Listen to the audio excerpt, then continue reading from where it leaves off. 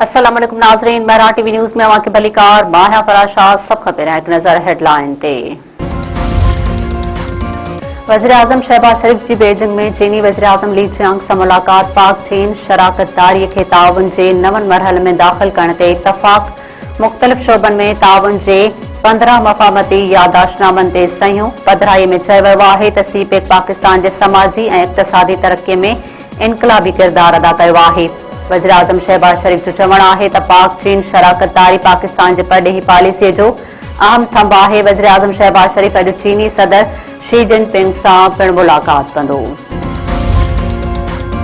Iran जे परॾेही तर्जुमान इस्माइल बक़ाई चयो आहे त जंग जे ख़ात्मे लाइ ॻाल्हियूं जारी आहिनि। फ़िलहाल वफ़द पाकिस्तान मोकिलण जो इरादो नाहे। ईरान हिन वक़्तु एटमी मामले ते न ॻाल्हाईंदो।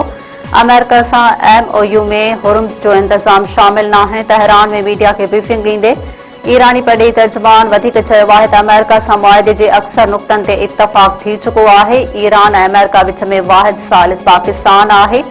इसराइली बयान सूरतहाल तां ध्यानु हटाइण जी कोशिश आहे। पाकिस्तान स्टॉक एक्सचेंज में कारोबार में तेज़ी। कारोबार दौरान 100 इंडेक्स में 3600 पॉइंटुनि जो इज़ाफ़ो रिकॉर्ड। 100 इंडेक्स 1,71,450 पॉइंटुनि जी सतह ते पहुची वियो। आलमी मंडीअ में कचे तेल जूं क़ीमतुनि में ॿिनि हफ़्तनि जी घटि तरीन सतह ते अची वियूं आहिनि। ब्रेंट क्रूड ऑयल तक़रीबन $5 घटि थी $99 फ़ी बैरल थी वियो। अमरीकी सदर डोनाल्ड ट्रंप पारां कामयाब डील मेकर हुजण जी दावा। ट्रंप चयो आहे त कॾहिं बि ख़राब डील नाहियां कंदो। मुआहिदो न कंहिं ॾिठो आहे ऐं न ई वरी केरु ॼाणे थो त छा आहे। ही ओबामा जे मुआहिदे जे बिल्कुलु उबतड़ आहे। अमरीकी सदर वधीक चयो आहे त नुमाइंदनि खे हिदायत ॾिनी आहे त मुआहिदे में तकड़ न कई वञे। वक़्तु अमेरिका जे हक़ में आहे।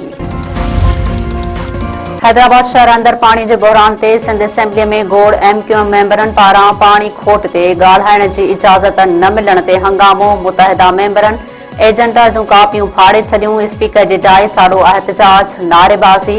PPMPA इमदाद पिताफ़ी चयो आहे त कंहिं ते बि दॿाउ विझी ॻाल्हाइण जी रिवायत नाहे हूंदी।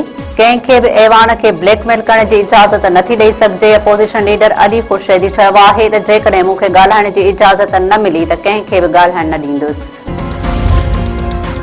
सिजावल वेझो जवाबदारनि चौकीदार खे चाकुनि जा वार करे क़तल करे छॾियो। टिमाणी ॻोठ में घर अंदरि निंड पियल सावण माची बेदर्दी सां क़तल। पुलिस शक जी बुनियाद ते हिकु औरत ऐं मर्द खे हिरासत में वठी छॾियो। पुलिस जो चवणु आहे त वाक़िए जी हर रुख खां जांच कई पई वञे। जल्द हक़ीक़तूं साम्हूं अची वेंदियूं। ईद में बाक़ी 2 ॾींहं मालपुड़ियुनि में शहरुनि जी रश। कराची, हैदराबाद, बदीन, सखर, दादू ऐं ॿियनि शहरनि में जानवरनि जी ख़रीदारी जारी। महांगाई सबब ख़रीदार परेशान। वापारी मुनासिब कारोबार जे लाइ पुर उम्मीद। कामोर नस्ल जा बकर ख़रीदारनि जे ध्यान जो मर्कज़ बणियल।